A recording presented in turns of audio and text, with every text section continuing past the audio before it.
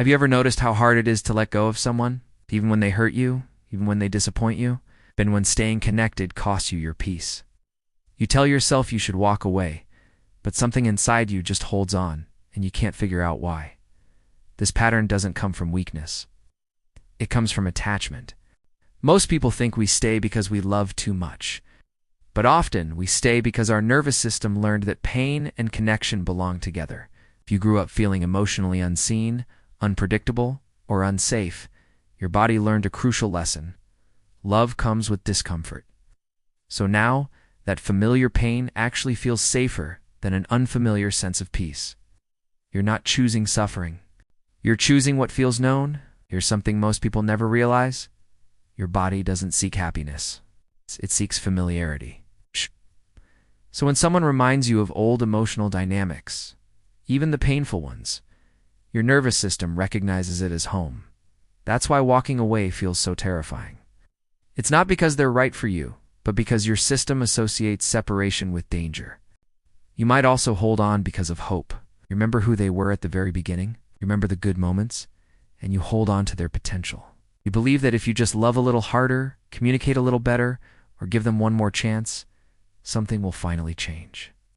But potential isn't reality, and true love doesn't require you to abandon yourself. Another reason this is so hard is because of emotional investment. You gave your time, your energy. Walking away feels like admitting that all those sacrifices were for nothing. So you stay, not because it feels good, but because leaving feels like losing everything you've already poured into them. This is called the sunk emotional cost. And it keeps people trapped in relationships that are slowly draining them. You might also be terrified of being alone. Even a painful connection can feel safer than silence. Even emotional neglect can feel better than emptiness. So you tolerate behavior that hurts you because loneliness feels so much heavier. But here's the truth. Being alone can be painful. But being unseen while you're attached to someone is far worse. There's another layer to this pattern, and it's self-worth. If somewhere deep inside, you believe you're hard to love, replaceable, or just too much, you might accept treatment that confirms those negative beliefs. You start to shrink. You rationalize their behavior. You blame yourself. You convince yourself this is just how relationships are supposed to be.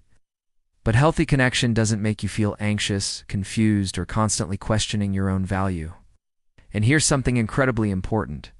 Trauma bonds form when pain and affection are mixed together. The highs feel intoxicating, and the lows feel devastating. Your nervous system becomes addicted to this cycle. You wait for the good moments to return. You forgive way too quickly. You ignore your own intuition. It's not because you're naive, but because this intermittent connection creates a powerful emotional dependency.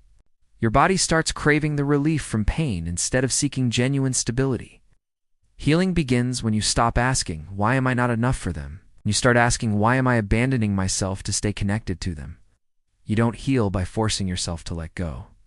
You heal by understanding what part of you is so afraid to release. Is it the fear of being alone? Is it the hope that they'll change? Is it the belief that this is the best you can get? Those answers matter, because the version of you that keeps holding on is usually a younger part that learned love through survival. That part of you doesn't need shame.